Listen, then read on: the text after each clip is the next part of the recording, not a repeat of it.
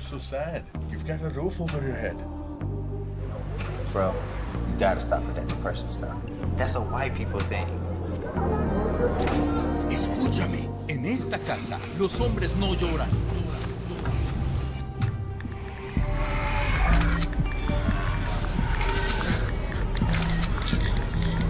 You alright? It just feels like it's coming from everywhere. Do you want to talk about it? Thanks for hearing me out, bro. Appreciate it. You can talk to me if you're feeling sad. Whenever you need to talk, I'm here, okay?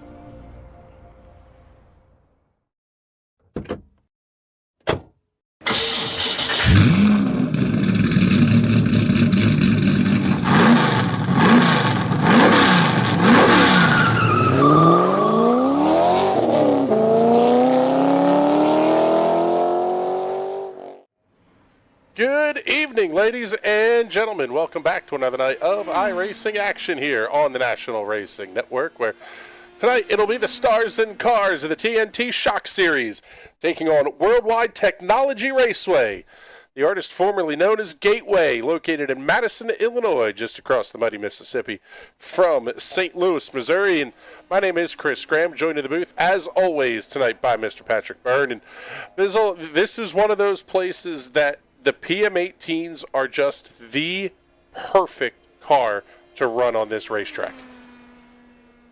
Yeah, this is one of the greatest tracks in this series for this car.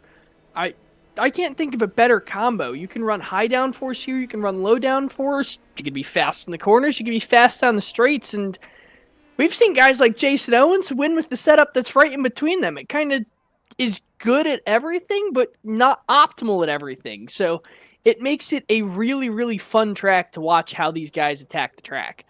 Yeah, and that's something that we're going to see where qualifying maybe is not the most important thing that will happen here, but you still want to be starting out towards the front of the field. And let's pick up. We'll see how the show develops here over the course of the night. This one will be the back to the normal TNT Shock Series format, which is 50 minutes in length. Cautions are called by the iRacing platform. They do have the option of a quickie yellow with just a couple of minutes left. But first lap's coming up on the board. It's going to be Brian Lamarge, 31.748. 31.74 with an 8. And the AJ Camargo now going faster. Jason Owens even faster than that on lap number 1, 31.567 seconds. Brian Lamarge slotting into position number 3. Alex Teeter, Dave Sparks rounding out the top 5 as Simon Feld now slots into 4th. He's going to be about 4/10 back of Owens. Carter Lundy, the guy who didn't have a setup until about 45 seconds ago, he's only going to be 1/3 of a second back as Teeter on lap number 2 falls to within 2/10 of Jason Owens. See what lap number 2 is going to look like for the 87 as he's down over the line. AJ Camargo went quick time for just a moment, but Owens blazing to the top of the charts. 31.357. Let's pick up James Watson, who is, well, I thought he was finishing up his run because the first lap looked pretty darn good, as Carter Lundy's now going to slot up into position number 7. Yeah, Jason Owens going to show you don't need to cheese the track. You don't need to cut the corners a little bit.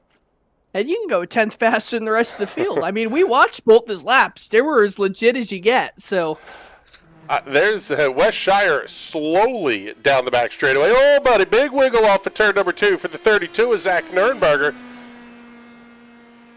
He has not gotten a lap on the board yet. Mike Barry jumping in here as well. Kylo Ciacelli, Wes Shire on the racetrack. Ben Carswell, the only one that is not currently on the racetrack here with 2 minutes remaining in qualifying. Nurnberger, lap number 1, is only going to be good for 12th quick at a 32.123, 32.12 with a 3 for Zach Nurnberger. Let's take a look here and pick up Wes Shire. Well, he's still creeping here in qualifying. May have even actually taken a reset back onto pit lane. But he's going to get this car wound up now. Run the high line through turns 3 and 4. Try to build up as much heat in those tires as you possibly can. He's Going to have to get a move on, though, down inside of 90 seconds remaining in the qualifying session. Shire sees the green flag. His qualifying attempt is underway. Kylo Ciacelli still sitting on the end of pit lane. He has not yet made his way, well, actually just now, making his way out onto the racetrack, I believe. We'll see if Ben Carswell is going to be able to get a lap in qualifying. Here is Mike Barry, slats into the 9th position at a 31.723. Shire off at turn number 4. Lap 1 is in the books. He expects lap number 2 to be even faster than the first one. Lap number 1 only good enough for 14th quick. 32.433. 32.43 with a 3 for West Shire. We are now down to 35 seconds remaining in qualifying. Ben Carswell finally getting out onto the racetrack. I don't think he's going to get a lap in the books here.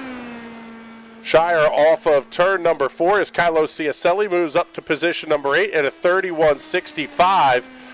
Lap number 2 for West Shire is second. Quick 31.457, 31.457 seconds, and even 1/10 back of Jason Owens. Let's pick up Ciacelli here on lap number 2. Time is up on the qualifying session. Ciacelli does not get the lap in the books. Cut it about a second too close. And quite frankly, that's about all the big difference that you needed there. But now it is time for us to go racing as the cars are going to start making their way out onto the starting grid.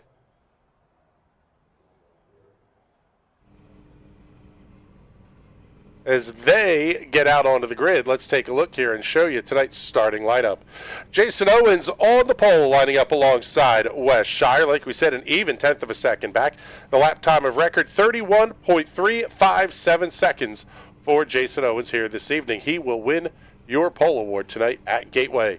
Row number 2 will have Nieje Camargo lining up alongside James Watson. Camargo really starting to show some speed as we get down to the later portions of this series. After tonight, only one race remaining in the spring schedule. Row number 3 will have Michael Long in car number 21, lining up alongside the PPG Paints Shell V-Power number 3 of Jason Miller. Row 4, the TNT Shock number 256, Red Bull liveried PM18 of Carter Lundy. Something about the missile knows where it's at all the time with the F1 cars in these American open wheelers. Kylo Ciacelli on row number 5, the DeChaco Farms Team Watson Racing number 93, lining up alongside the 00 of Dave Sparks. Row number 6 will have the 7-Up number 64 of Mike Barry, alongside the NASA Meatball of Brian Labarge. Row 7, Alex Teeter in the Spratty Fanatec number 17, lining up alongside the Napa Auto Parts Hooters number 14 of Jason Padu. Row number 8, the final row on the grid here this evening, Zach Nurnberger. I don't know if the rule on F1 liveries counts to helmets, but if he does, it's a Michael Schumacher lid that he is piloting, lining up alongside the Team Watson Racing Setups National Racing Network, number 48 of Ben Carswell. Shadow Jesus starting shotgun on the grid. Field making their way into turns 3 and 4. We are going to get ready to go for 50 minutes of racing here at Gateway.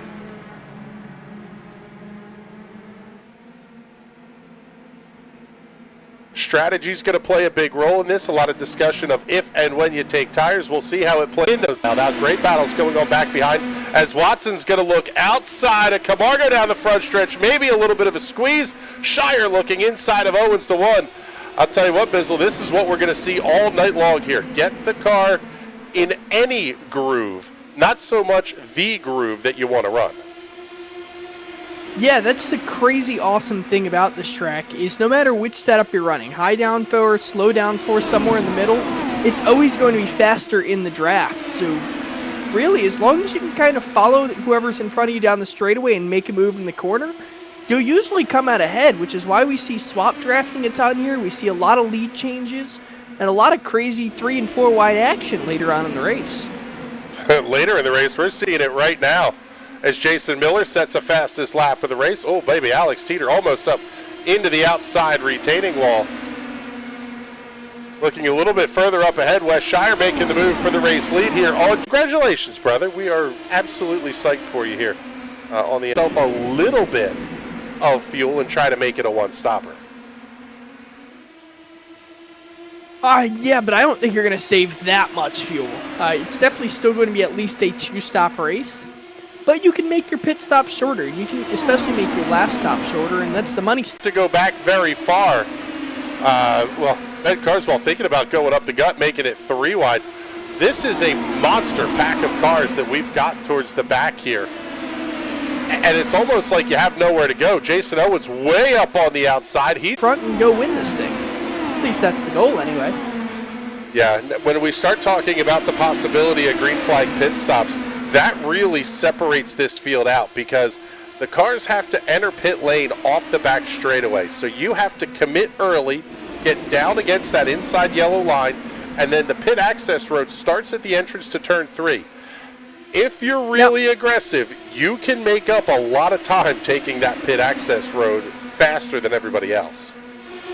I almost wonder if there's a problem with Jason Owens' car. I wonder if he had some contact that we didn't see, or maybe forgot to put the race setup on and is trying to hold off disqualifying fuel until we get a caution, hopefully soon. Because he seems to have fallen off the draft of the pack. Like, they're breaking away in the wrong direction. Yeah, he's sitting at about 2.2 seconds back right now towards the back of the pack. The only cars behind him, Alex Teeter and Jason Paydu. If you are going to commit to a fuel save strategy, you kind of have to commit to it early. When we didn't see the early caution flag, you almost have to, like Owens did, you have to make that commitment in the first kind of 3-ish minutes of the race if you're going to try it. Yeah, Jason, not a stranger to taking these risky strategy calls early, and sometimes they pay off huge, and sometimes you get screwed, but it's a huge risk, but it's a huge reward scenario as well. Take a look here, and AJ Camargo was having a look inside of James Watson for the 5th position. He had to back out of that one. Simon fell way down on the inside of the racetrack. Ben Carswell, does he count as a hard charger nominee for tonight? He did not make a lap in qualifying. No, you have to make an attempt. We don't have a sandbagging clause like we do in Fastmasters, but I think for the sake of things, you have to make at least an attempt. Yeah. You go out there, sandbag a lap if you want to start in the back, but not taking a lap at all, that disqualifies you from the hard charger. Yeah, I tend to agree with you on that one as Mike Barry sets a new fastest lap of the race, 31.021 seconds. Significantly faster than what we saw out of these guys in qualifying is Carter Lundy looking inside of James Watson. He has to tuck back in line. Wes Shire making a bid for the race lead. He gets around Kylo Ciacelli off of turn number 4, and the bonus points in this league are very, very strong, Bizzle, and that's something that you almost have to put some thought into is how contested do I want to make these bonus points? Because you're talking about you get a point for leading a lap, a point for leading the most laps, the win bonus. There's a lot there that you can try to lay claim to. Even if you're only going to go up, lead one lap, do what Wes Shire's doing. Lead a lap and then head to the back of the field. Yeah, just get up there, get your bonus point, because the more people that get a bonus point, the less it matters. So you definitely want to get that point, because this is a race where a lot of cars are going to lead a lap, so you don't want to be left there 1 point behind everyone else before the race even finishes. With just 2 races left on the schedule, Wes Shire has all but locked up this championship. Entering tonight, the gap was 31 points back to James Watson in second. Stephen C. Thompson not running tonight, but he was 57 back in third. Kylo Ciacelli, 79 back in fourth, and Brian Labarge rounding out the top 5. Only a 4-point gap, though, between LaBarge and Jason Owens, I believe. Actually, let me see. Sorry, no, it's a 4-point gap between Ciacelli and LaBarge, and then 21 back to Jason Owens in 6th. Andrew Berry right there in the 8th position, but Berry also not running here tonight. So some of these standings are going to start to shake themselves out. But if you're West Shire, there's no real incentive or need to run at the front of the field. Yeah, especially it makes you have a target on the back of your head. You're using extra fuel, and being all the way up there, what I said about the target on your head, all of these guys are trying to pass you. They're all trying to get that lap lead. They want to lead the field, show everyone, hey, I'm something to contend with later on, and then kind of shuffle their way to the back. I'm going to save fuel, just relax. Here's where things may get a little bit spicy. Kylo Ciacelli, your race leader. Carter Lundy, not a guy known for backing down out of a fight. And Kylo isn't either, for that matter. Does it change your thought process, the way you drive this, if you're James Watson, Ben Carswell? Like, hey, we'll let these two fight it out, and if they do something dumb to each other, we'll take advantage. Otherwise, I'll just hang here and wait for the pit stop. Yeah, especially if you're in it this deep, you're in it for the championship, you're championship contender, there's no reason to go up there and fight with those two. Those two are some of the hottest guys in the series, 2 of the fastest and 2 of the most aggressive. So contact between them, I don't want to say is inevitable, but I'm definitely going to say it's probable. Well, we're already 10 minutes in to this penultimate round of the TNT Shock Series. Coming up in 2 weeks. Actually, I guess that would be right after the Memorial Day holiday. A couple of days after the greatest spectacle in racing is Carter Lundy makes the bid for the race lead, but Ciacelli going to get great drive off the corner. He is not going quietly into that good night.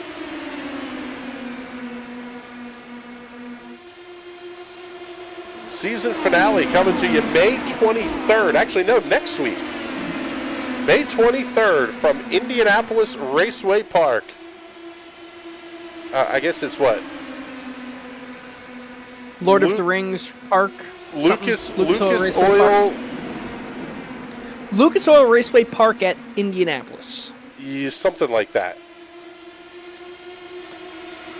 A place I will regrettably not be going to this year. I might go for the U.S. Stats. I don't know yet. That's the straight line across the parking lot from the oval. Oh, Lundy, yes. Big side draft on Ciacelli down the front straightaway. How effective is that in these cars? I mean, they generate so much downforce that... Does the side draft work in a Formula car? It does not. The side draft is effective in a stock car because the air coming off of your fender gets pushed up on top of the quarter panel of the car that you're side drafting and forces air onto the rear spoiler, which increases that car's downforce but exponentially increases the drag. In a car like this, you don't have fenders to really push that air up and over, and the air coming off of your tires is very turbulent, so now you're just sending a bunch of dirty air onto their spoiler, and it's not all that effective. I'll tell you what, though, nice crossover by Lundy. Through turns 1 and 2, not able to make the move, though. Here comes Carswell looking to the outside as Lundy going to tuck back up again inside. How about Mike Barry up towards the front of this field as well?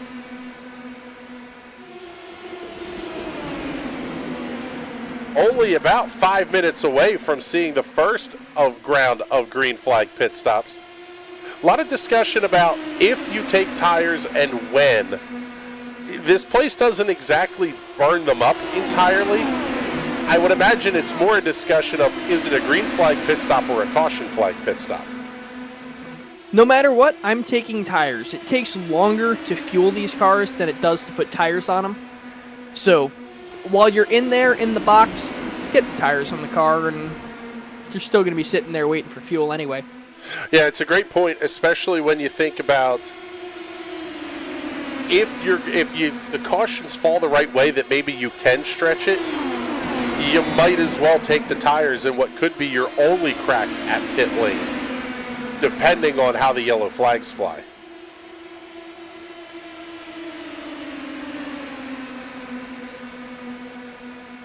Yeah, and these guys have been very, very clean so far, but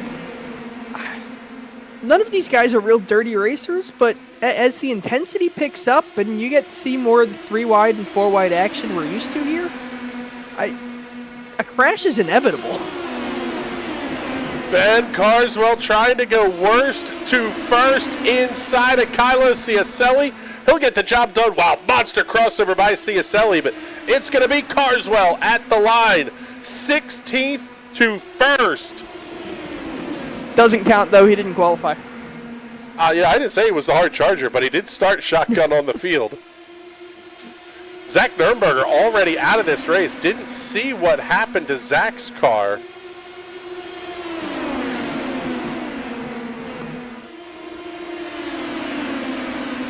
Let's take a look here. Pick up the Hot Shoe Racewear instant replay. See what happened to the 32 machine. Oh, he got some right side romance and hard into the outside safer barrier. And got it just enough on the corner that he didn't pancake it. Are you telling me that car is still out there running? No, Zach Nurnberger is out of this race.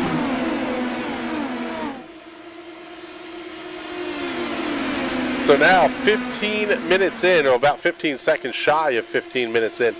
Drivers should have about 4 minutes of fuel left. So we're looking at about 7 laps or so based on 31-second laps.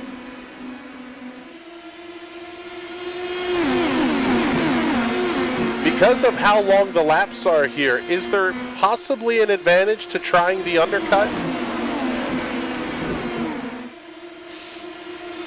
I don't believe so, not here. Here, I'm taking the strategy more of Daytona or Talladega in a stock car where you're going, hey, I need to pit with other cars. I need to stay in some form of a draft. Pitting by yourself, even if he gives you the advantage on tires, you're still going to be 2/10 slower than if you were in the draft. Yeah, it's almost like, well, yeah, but you see, again, the tires take longer than the fuel. It really could only work if you're in like a splash and dash. Right, that's what I'm saying. The fuel takes longer than the tire, sorry. If you're in a splash and dash scenario, maybe the undercut could work. But that's not where you are, at least not this early in the race.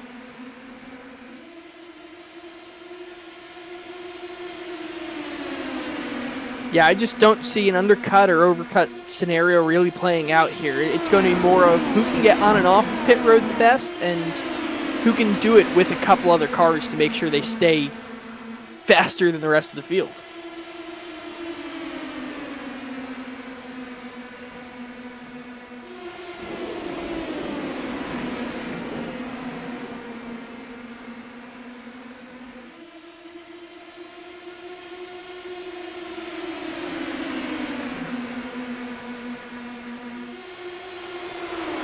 Well, we'll see when these pit stops are going to happen. We're expecting them within the next 3 minutes or so. And now probably is the time to start really talking about that pit entry and just how aggressive do you want to be early in the race. I don't know that it's worth the potential of wrecking your car, getting up into an incident, an accident, just to try to save yourself a couple of tenths.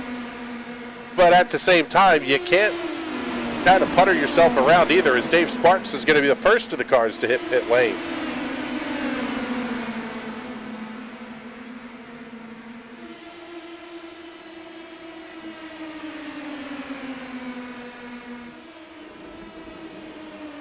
These two up front still going at it with each other, and Watson getting a little bit closer, kind of treading water now. Hard into the outside wall. Wasn't Jason Pate, who may have been Brian LaBarge.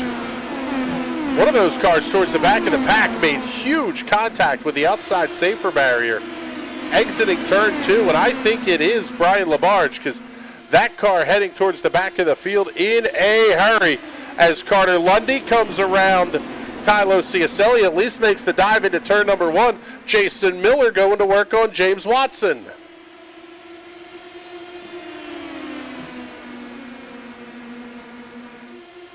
Dave Sparks back on the racetrack, and I'll tell you what, he came out he's basically going to slot in at the tail end of the line, exactly 1 lap down from the race leaders.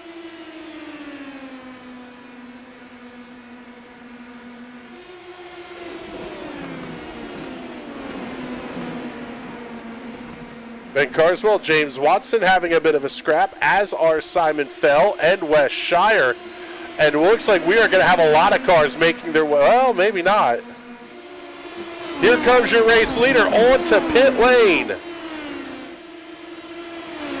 Whoa, buddy. Kylo Ciacelli flying down pit lane. Gets it down to pit road speed limit. Your race leader is on pit lane.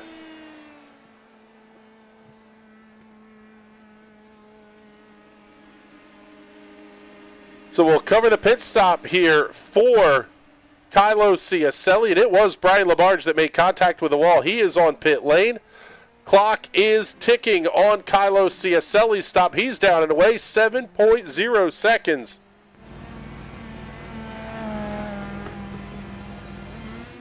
Now let's take a look. Carter Lundy stays out on the racetrack. Let's see who else is on pit lane. Ben Carswell going to be the next of the leaders that is on pit lane. Carswell, Long, Owens pitting this time by lap number 38.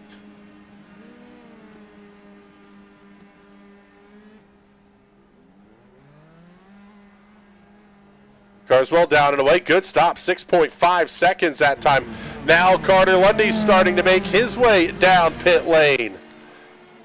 Also going to be there with Jason Miller, Wes Shire, Mike Barry, James Watson, Jason Paydu, all on pit lane. The AJ Camargo, Simon Fell, Alex Teeter, all out on the racetrack. See who has the advantage. Do you go 1 lap long? Do you go 1 lap short? Everybody, though, pitting with some help. Lundy down and away, 7.2 seconds, the time of the stop for that Red Bull number 11 team. He's back on the racetrack. Where does Kylo Ciacelli come out? How about right there off of turn number 2? 1 lap equated to, I'm going to call it about 5 car lengths on the racetrack. Which is not an insignificant amount. It's more than I thought it would be, but it definitely does also come down to how hard both of those cars hit pit road and how hard both of them got off of pit road. Yeah, what's interesting is the AJ Camargo, Simon Fell, those guys lost a bunch of time. Well, maybe not. Camargo going to come out in third. His old buddy Ben Carswell may have smacked the outside wall off of turn 2. Keep our eye on the 48 machine. But this is that effect that green flag pit stops will have on a race like this, Patrick.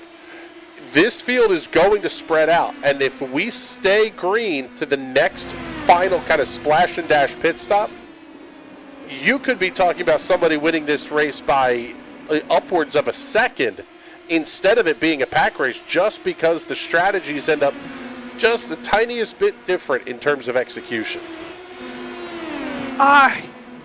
Yeah, but I don't see that happening, because just like the real long races at Daytona or Talladega that go green the whole way through, you're going to see packs of cars start to form back up again, and by the end of this one, I have a feeling we'll see another big swarm fighting for the lead. Ciacelli coming back around Lundy, and the more you battle at the front, the more you're going to bring everybody back up into your game. But now I would have to think the strategy game is in full effect here, because if you're somebody like Jason Owens in 9th, James Watson in 7th, Simon Fell in 8th, you don't necessarily have to run this 100%. You may not be able to make it all the way to the end, but that doesn't mean you're going to take less fuel when it comes time for that splash and dash. Yeah, and also the less fuel you put in the car, the lighter it's going to be initially out of the box. So I don't know how much it's going to help, especially since we only have 6-gallon or so tanks in these cars. But it's definitely going to make a little bit of a difference. It could be a tenth or two on the racetrack, which doesn't sound, again, like a whole ton, but that's a car length and a half or so. Yeah, I mean, when you're talking 31-second laps, and they're still right near their best lap pace, these guys are really going to have to start playing the strategy game, and sometimes it isn't even going to work out in your favor entirely unintentionally. Wes Shire is at the head of this line. He's going to be burning more fuel than Mike Barry and James Watson. At some point, if you're Wes Shire and you're going to try to make this that strategy game, you almost have to let Mike Barry go and say, yep, I'll tail in line right behind you and save a bunch of fuel. Yeah, Mike Barry, you saw, he is very, very aggressive of a driver. So he is going to want to get in front of Wes Shire regardless. If he gets it in his head that he's faster than you, he is relentless till he gets by you. So, but yeah, I don't think it'd be a bad idea for Wes to just let him by. Battle at the front of the field, still sitting around a quarter of a second or so between Kylo Ciacelli and Carter Lundy. It's 1.6, 1.5 seconds back to Ben Carswell in the third position. He's got a tenth and change on the AJ Camargo. Then it's another 2 seconds back to this pack of cars to ninth place Jason Owens. You go back another 1.7 seconds and you'll find Mike Long, Alex Teeter, and Dave Sparks. Currently 13 cars still being scored on the lead lap. 14 are on the racetrack still. We showed what happened to Zach Nurnberger. You got a glimpse of what happened to Brian Labarge. Both of those cars are on pit lane. Now Labarge is getting the work done because he's going to try to salvage as many points as possible out of this race. It's only 11 laps, and with 25 minutes basically left to go, that's a lot of positions you could make up if we have a big incident out on the racetrack. Yeah, especially you see this pack forming up of 5 cars. They are slowly but surely kind of, I really can't tell if they're picking up to the 2 in front of them or falling back to the couple behind them, but definitely that pack is getting larger. So could be a good chunk of cars taken out if they decide to pack up and wreck. Yeah, and then now we're picking up Ben Carswell here and the AJ Camargo. They are closing on your top 2. Kylo Ciacelli and Carter Lundy are going to have to stay nose to tail, and it may not matter a lick because just kind of the way the draft works, you get 2 cars together, they're going to run about the same speed as another 2 cars. But now when these 5 cars get caught up to them, that's a pretty big freight train and a lot of energy that you can get moving towards the front. Yeah, these guys seem to be cooperating a lot more than the 2 leaders. Ciacelli and Lundy are both just fighting for the win, fighting really as hard as they can go. Where Carswell and Naiji, they're just kind of vibing with each other, just trucking through the field and just trying to close the gap and put themselves in the fight. Just past the halfway point here at Gateway. Talking about the championship battle, slide back here to James Watson. He is 2 spots behind Wes Shire. Not going to do him any good in terms of the championship. If you're Watson and you're thinking big picture, do you have to try something off strategy?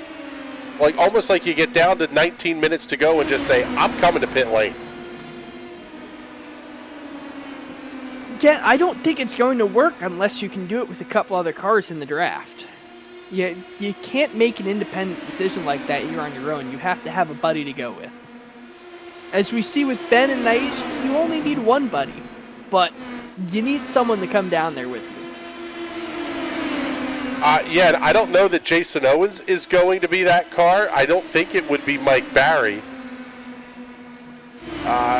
Maybe you could talk Simon Fell into it, but again, they're kind of everybody is in one big discord. Yeah, it's not like these guys are independently paired up together. And probably 3/4 of the field, I'll call it about half the field, is in a big voice call together. So you can't really hide a strategy like that on someone because you're going to have to either call it out in game chat to everyone or you're going to have to call it out to the other 8 people that you're going to voice call with. Well, there you go. There's Mike Barry coming around West Shire, and Watson going to have the look as well. Don't know that the 39's going to be able to get it done, though. I was going to say, if these guys want any hope of catching the guys in front, they need to really tie themselves together, get back in a line, and really get as close nose to tail as they're comfortable with and try and freight train their way through the field. Well, and yeah, it is so it is infuriating to try and do because when you're that car drafting, you feel like you're so much faster than the car in front, and it feels like you're constantly checking up, but you have to look at the numbers and realize you're going faster than the pack in front of you. But it's hard to just sit back there while you're getting these huge runs. Well, and the other thing is, if you're going to try to play some sort of a strategy game, as Mike Barry going to let Jason Owens through, James Watson did the same thing. West Shire going to look inside. I don't think Mike Barry had much of a choice there. Jason just passed 4 cars effortlessly. He went from the back of that train to the front of it in 1 corner. Well, if that's Jason calling that out in the Discord chat, saying, yo, I am faster than you guys. You know I'm faster than you. Let me get to the head of this line and then stay there. We'll catch them. That is very true. All 5 of those guys are in that call with a handful of other drivers sprinkled through the field. So that very well could have been a call between all of them going, hey, we need to bunch this up, get the fastest guys in front, slowest guys in the back, and freight train these guys up front because we are losing them in a hurry. The gap now to the leader 5 seconds, where it was only 4.5 about 3.5 laps ago. Yeah, Kylo Ciacelli and Carter Lundy have been playing nice. In fact, the gap to 3rd place in the AJ Camargo for just a moment there was over 2 seconds. And it's trending in that direction once again. You have to think now as we're down inside of 20 minutes remaining, if those 5 were to say, hey, let's try this, that might be something, because, Carter Lundy is in that call.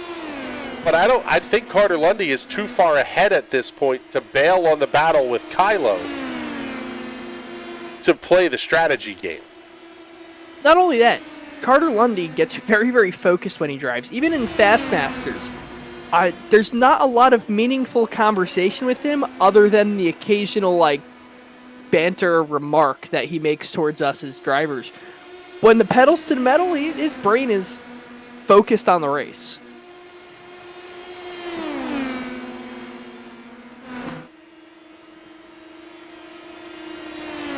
Well, the pit window is open for the final stops of this race as we are now inside of 19 minutes left to go.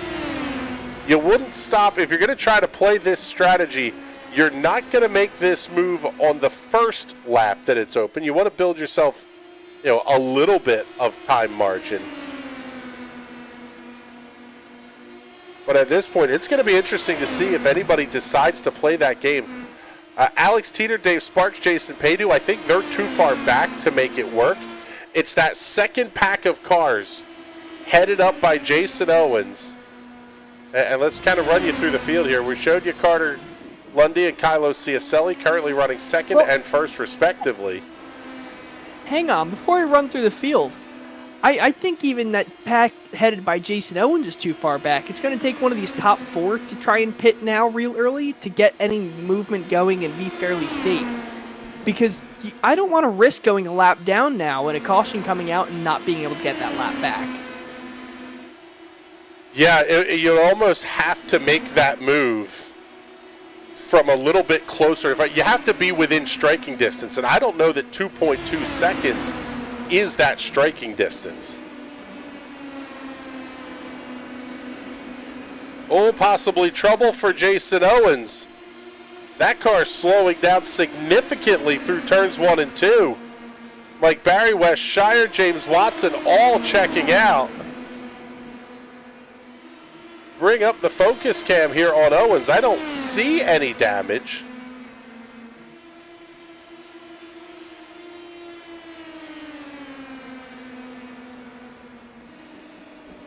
Trying to see if we can see any suspension damage or a wheel not pointed the right way or something, but may have just been an optional call. Yeah, everything looks okay on that car.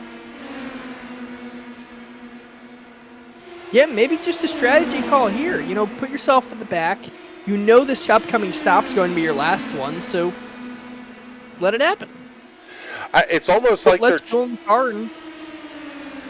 Yeah, it almost had that feeling because, like, Mike Barry pulled up high through turn 4, almost like you're trying to set up like a 4 or 5 car swap draft where you're just going to go front to back, and just cycle it every time you go through turns 3 and 4. The problem with that is you have to, like, really be accurate with the timing of that. Otherwise, you end up with a scenario we have here where Barry just slots back in line in front of James Watson after they ran side by side for half a lap.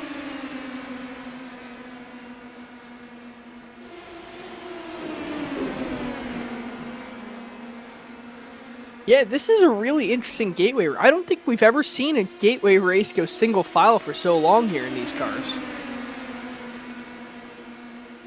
Yeah, I think this is just the strategy game playing out. And Kylo Ciacelli at the front of the line.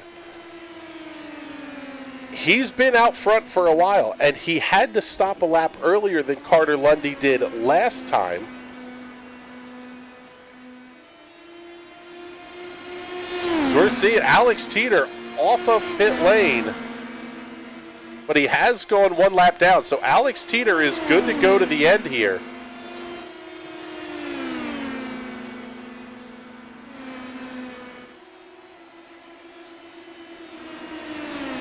Wes Shire coming around Mike Barry. Now James Watson having the look inside. Simon Fell's going to join him. They're just not getting the move done here. It's almost, if you're Mike Barry, do you just say, look, if these guys want to get ahead of me, just run high through 3 and 4. Let them go past, slot back in line. Because ultimately you're hurting not just the other drivers out there, you're hurting yourself in the time that you're losing running side by side with somebody.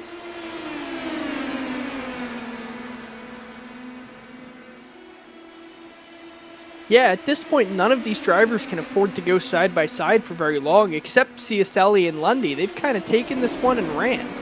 Lundy only buying this track like 2 hours ago, didn't have a setup till right before the race, and I'm kind of amazed that he's out there in front with these guys. This is a very tough track to set up for, being asymmetrical.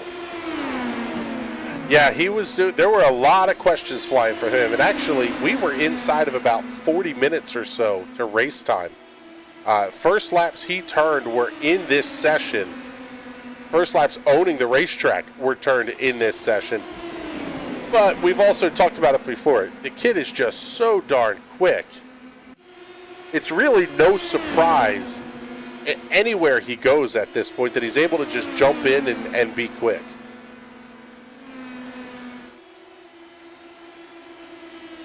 Yeah, I'm almost jealous of just the natural talent he has. He decided he was going to run a Red Bull car tonight. Why? Just because it would infuriate us even more if he ran a Formula 1 scheme. That's right. There is a 15-second time penalty that gets applied to F1 live read race cars. It's a 35-second penalty if you run a Red Bull scheme, and it's a 55-second penalty if you run an Ayrton Senna scheme. It's only an additional 5 seconds, though, if you run a Senna helmet as well. Well, here we go. The first of the leaders down pit lane. It's going to be Wes Shire, and he is coming alone. No drafting help coming for the 16. With 12 minutes and 53 seconds remaining on the clock. What do we see out of Wes Shire here? The car will not go up on the jacks. This will be a fuel-only stop. He is down and away.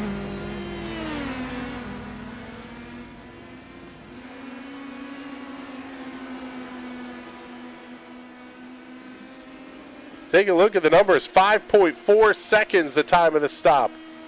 For Wes Shire, Ben Carswell. James Watson also on pit lane as Ben Carswell makes his way off of pit lane. 4.7 seconds the time of the stop for Carswell. Watson is on pit lane with Mike Barry. They're going to come off of pit lane together.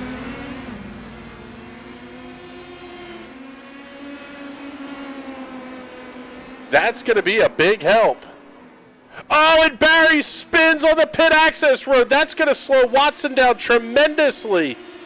Jason, I almost wonder if Watson had to cross the white line before the blue cone. That would be a penalty. Yeah, that's going to be close. As Kylo Ciacelli, your race leader, is on pit lane. He also flying solo on pit lane. Mike Long just getting to his box. Dave Sparks down and away, 5.4 seconds.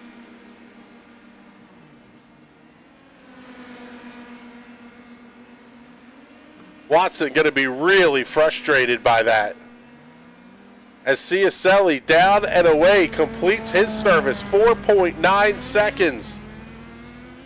So now when does Carter Lundy come down pit lane? He was able to do another lap.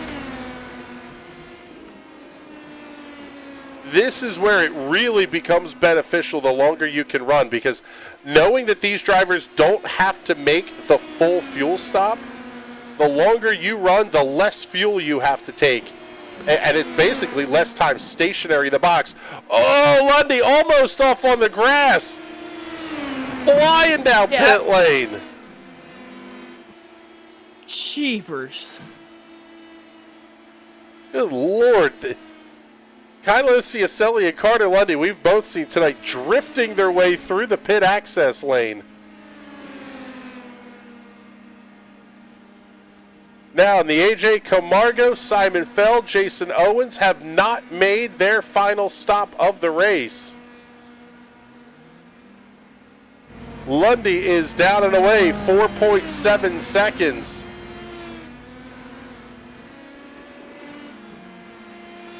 The AJ Camargo was your race leader. He is now on pit lane. Simon Feld comes past. He'll stay out on the racetrack. Looks like Jason Owens will be down pit lane this time.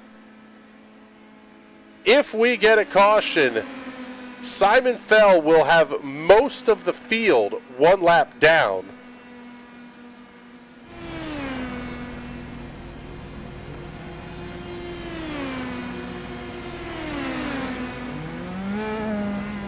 Oh, see a little bit of a blink there out of Jason Owens. He may be done. Tough break for Jason Owens, being scored in the 14th position, as here's race leader Simon Feld.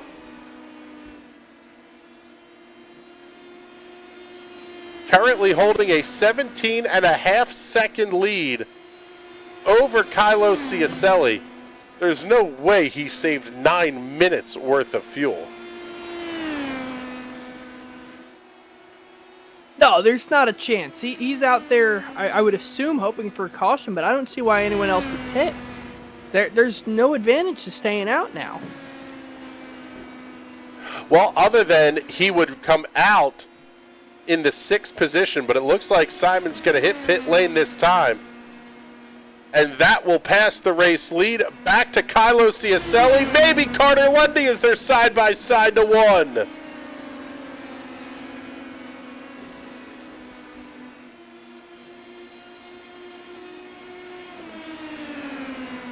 This is the effective battle for the race lead, as Simon Feld has not yet gotten to his pit box.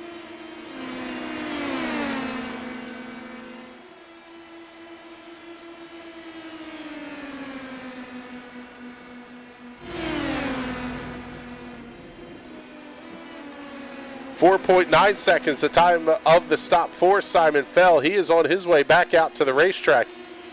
It is a 4-second lead for Kylo Ciacelli and Carter Lundy over Ben Carswell, with 7 minutes and 40 seconds to go. Yeah, and it looks like Jason Owens is done. Trouble for Jason Owens. Oh, and right as I was about to drag him to the booth, he disappeared out of the chat. Is there time enough for Brian Labarge to pass Jason Owens and take over the 14th position? I don't believe so. Well, maybe. It's 28 laps, the difference between those two. So no, because we only got about 14 laps to go here in this one. So coming up on the lap car of Jason Paydu. Oh, and Paydu may have bounced it off the wall. Lundy going 3 wide down the back straightaway.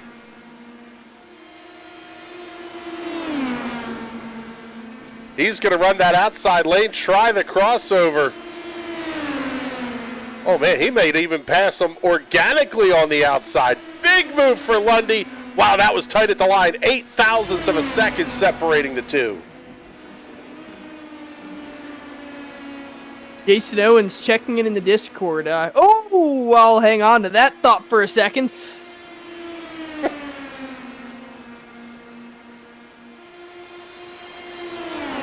And right as I pause, these guys calm right back down. Jason Owens, no AC tonight, no fan tonight, and he got a black flag and just decided just to park it, get out of the rig, cool down a little bit. Too hot to go and run and race. Yeah, that's, I've been in that boat, quite frankly.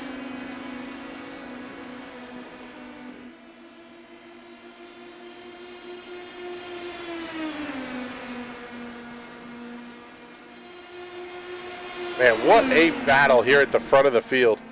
And the scariest part about it for these two, they're increasing the gap over third place Ben Carswell. Oh, buddy, 6 thousandths of a second that time by.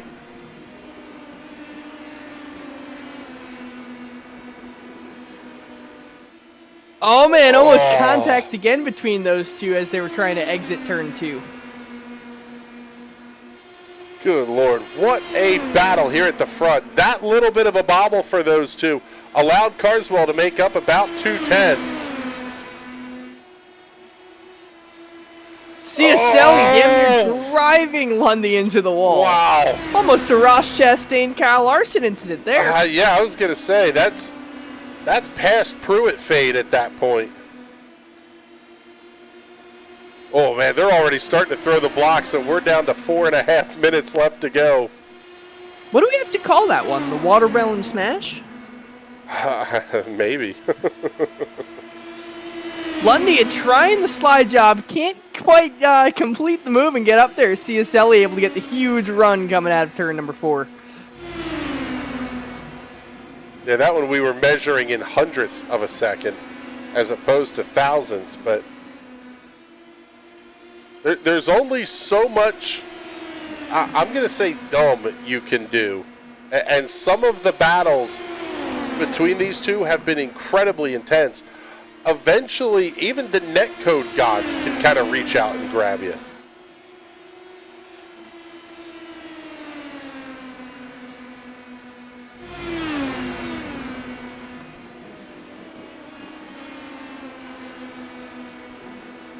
Lundy again tries to look outside of turns 1 and 2. It's just not there.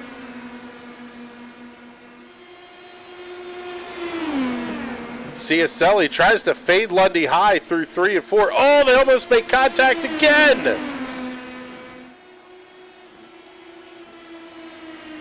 Another drag race, 23 thousandths at the line that time by with 3:15 to go.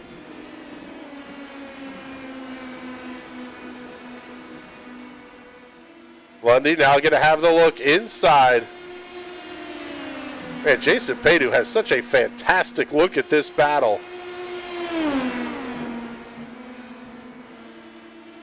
He's got the best seat in the house. I mean, unfortunately, he's a lap down, but frankly, I don't know if I want to pass these two. I'm getting a great show watching them. Yeah, let's go on board here with Jason Paydu. Follow along the battle for the race lead. See, I mean, Patrick, can you even identify just slight differences in driving line between the two in front of them? It seems like at this point it's put the car in the general vicinity of where it wants to be. Yeah, they're kind of just tossing it into the corner, trying to stagger themselves a little bit. You see Lundy's running about half a lane lower. I told him that the apron was death, but Jason Owens egged him on, and he seems to be making that inside line right around the apron work. Oh, 2 minutes, 10 seconds to go, where we might be to the window where this race would end under caution if there is an incident. Lundy, big look inside of Ciacelli. Ciacelli tries to squeeze him into 3.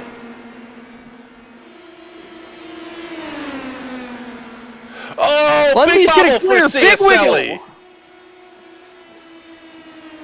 Snaking down the front straightaway now.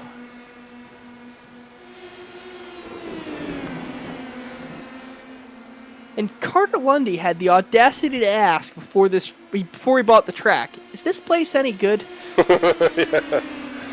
Yeah.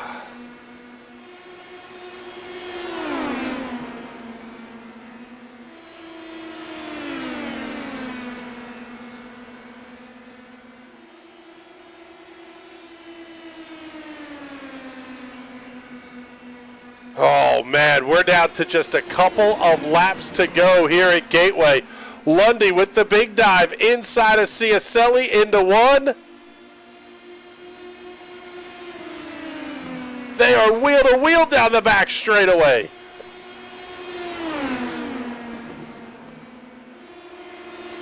My goodness, was that tight. Oh, there's a big bobble for Ciacelli. That might be it.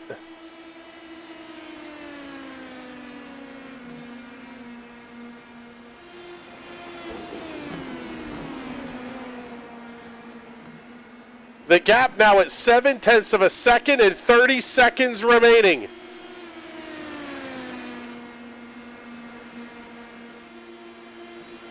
Yes, Ciacelli just being incredibly aggressive, and unfortunately, I don't believe it's going to work out for him. Seems like he's burnt the equipment up on that car. Yeah, I think the tires finally went away. Oh, man, he almost got up into the outside wall as the clock will expire this time. White flag is out, 1 to go here at Gateway. Off of turn number 2 for the final time. Worldwide Technology Raceway is brand new to Carter Lundy, but he looks like an old pro. Get through the big end of the egg for the final time under the twin checkers, and Carter Lundy will pick up the win at Gateway. Kylo Ciacelli going to come home second, and Ben Carswell comes over the line to claim third. But what a drive tonight from Carter Lundy.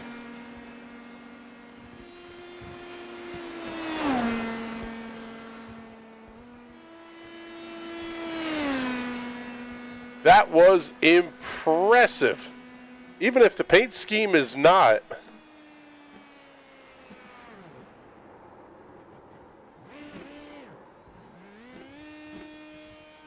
Okay, the burnout's pretty impressive too when you slide into your donuts. Not nearly as tight as West Shires are. No, but they're still very, very impressive little donuts. Yes, well, munchkins we might even call them. So as Carter Lundy burns down the house here on the front straightaway, let's take a look at your race results. 94 laps of clean and green racing. Lundy gets the win by 1.2 seconds over Ben Carswell. The AJ Camargo, West Shire, rounding out your top 5. Lundy, Ciacelli, Carswell, Camargo, and Shire the top 5.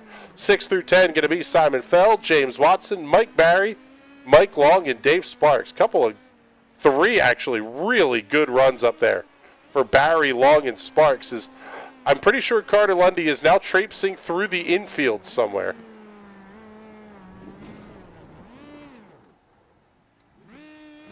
Let's take a look here and see if we can spot him from the NRN blimp. Get you up your next page of race results here as well. Jason Paydu, Jason Miller, Alex Teeter, Jason Owens, Ryan Lamarge, and Zach Nurnberger round out your 16 car field here this evening. Well, we'll get the instant replays ready to fire up here, and we'll get ready to talk to our race winner. Let's see.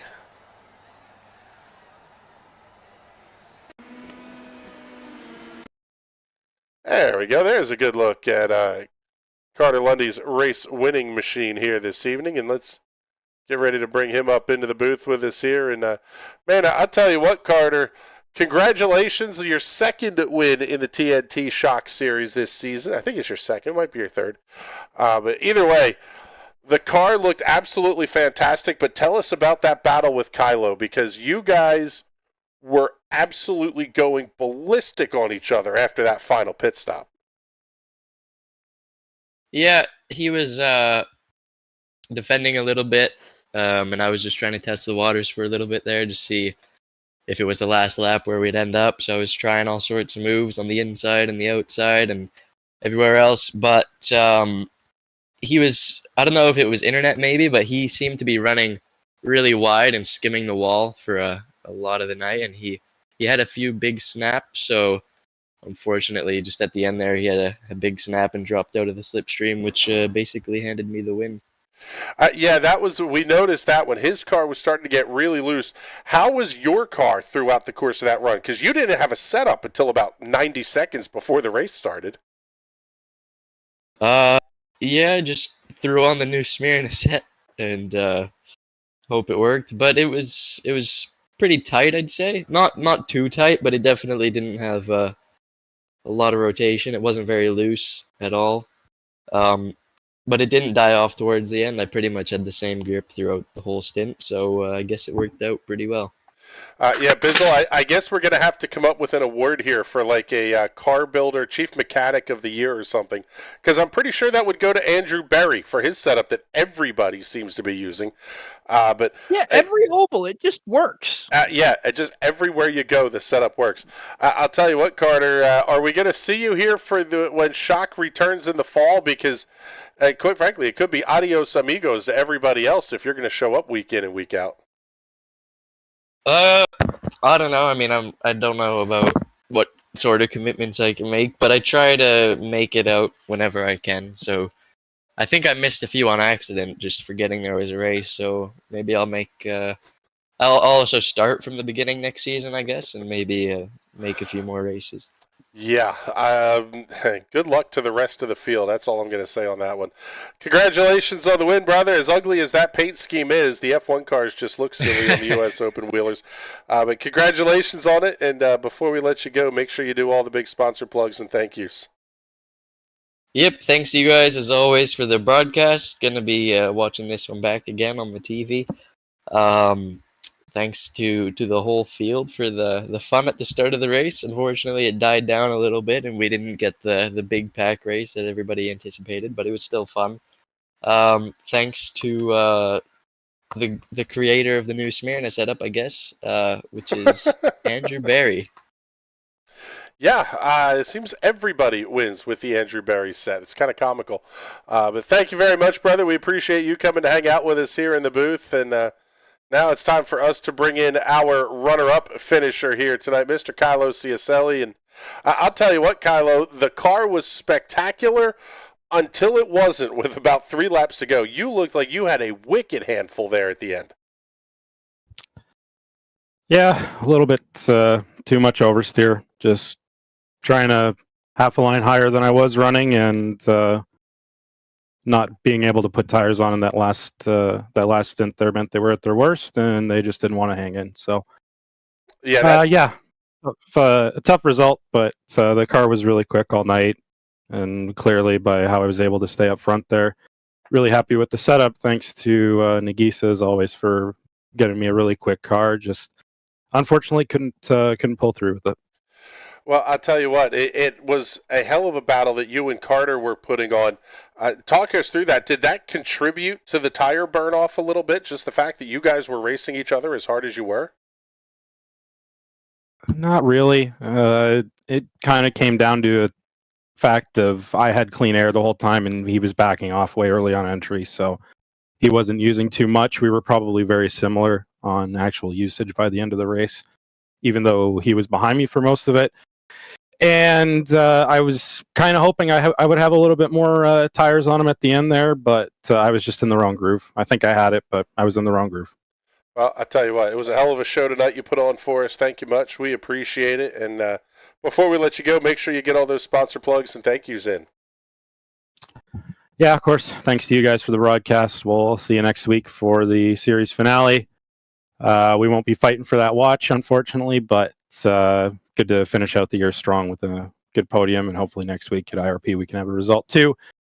Of course, Lima Boys Racing and all the guys there, DeChaco Farms, title sponsor on the car, Pit Viper, Petro Canada, and the Cannabis Retail Store. Thanks, guys.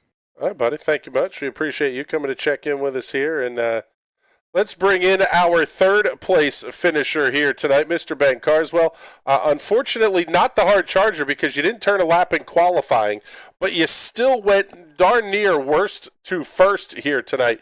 Congratulations, man. That was a hell of a run. Yeah, it was pretty good. I did get the first at one point. I think got my lap lead point, so that was nice. Yeah, you picked up the lap lead point. Talk us through, though, how you're able to drive through the field, because especially after that first round of pit stops, it seemed like everybody was kind of split up, and you were already towards the front by that point. Was that kind of the thought process of, I've got to be there by the time we get to the first pit stop? Yeah. I was watching the Marcus Ericsson documentary on the one that just came out on NBC about the 8500 win. He said his strategy was just stay in the top 5 and profit, basically. And that was my plan, except I missed qualifying. So I had to get to the top 5 as soon as possible, which was really difficult because everybody was too wide at the start for 20 laps. And you don't want to be the guy that's sitting at 3 wide. Not that I haven't done that already. I don't want to do it again.